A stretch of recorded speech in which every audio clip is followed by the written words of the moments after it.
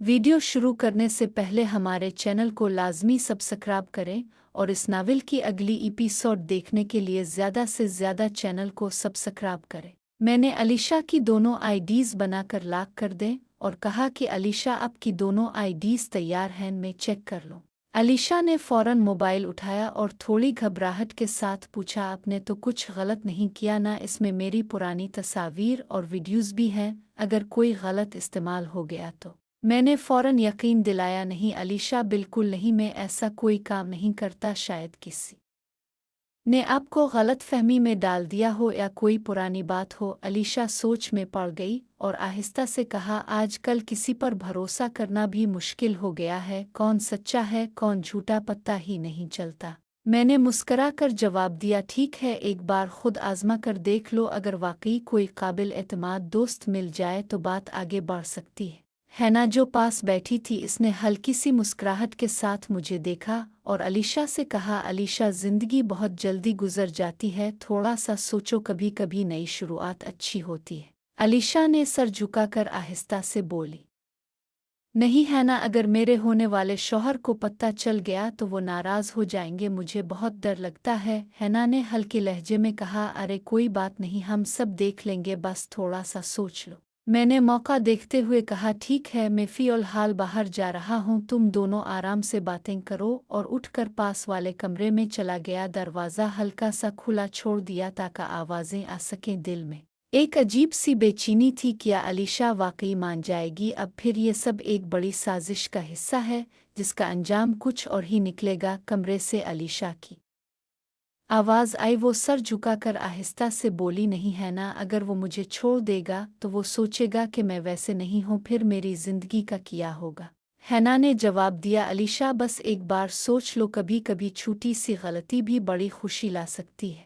अब फिर बड़ा सबक, और फिर खामोशी छा गई। मैं दिल ही दिल में सोच रहा था, क्या ये खामोशी सुकून की है या तूफान से पहले की? अब क्या होगा अगला कदम? अलीशा का फैसला किया होगा, और सबसे बढ़कर क्या वाकई सब कुछ जैसा दिखाई दे रहा है वैसा ही है? हैना ने हल्के लहजे में दोस्ताना अंदाज में जवाब दिया, अरे अलीशा, इसका हल भी मैं बताऊंगी, अगर तुम वाकई चाहो तो मैं तुम्हारी पूरी मदद करूंगी। और देखो, तुम और शाहिद की जोड़ी तो बहुत अच्छी लगती है, दोनों एक दूसरे के लिए मौजूद है। अलीशा ने सोचते हुए पूछा, लेकिन अगर दोस्ती से आगे बढ़ गई फिर क्या होगा? दोनों की जिंदगियां अलग अलग हैं, शादी तो मुमकिन नहीं लगती, फिर दुख तो बहुत होगा ना, दिल को ठेस पहुंचेगी। हैना ने मुस्करा कर कहा, बाकी चीज़ें बाद में देख लेंगे, पहले तो ये सोचो कि तुम्हारा दिल क्या कहता है। बस ज़रा गौर कर लो, ज़िंदगी में कभी कभी ऐसे मौके आते हैं जो दोबारा नहीं मिलते। अलीशा ने एक गहरी सांस ली और बोली, है ना, तुम्हारी सारी बातें सुनकर मेरा दिल बहुत बेचैन हो गया है। तुम दोनों की गुफ्तगू से मेरी ज़िंदगी में भी एक अजीब सी हलचल पैदा हो गई है। मौसम गर्मी का हो या दिल की बेसुकूनी, कुछ तो है जो मुझे चैन नहीं लेने दे रहा। हैना ने आंखों में चमक लेकर कहा, तो फिर सोच लो अलीशा, ये मौका हाथ से निकलने ना दो, बस एक बार दिल की सुन लो। मैं पास वाले कमरे में बैठा सब कुछ सुन रहा था, दिल में एक अजीब सी कश्मकश थी, क्या अलीशा वाकई ये कदम उठा लेगी? अब फिर सब कुछ बस बातों ही तक रहेगा?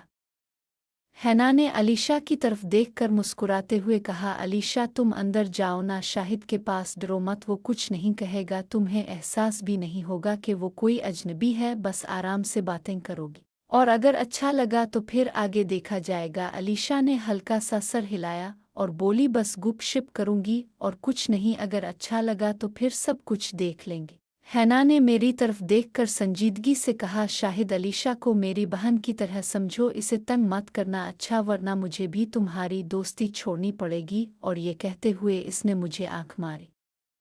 मैंने हल्के लहजे में जवाब दिया, बेफिक्र रहो, सब ठीक है।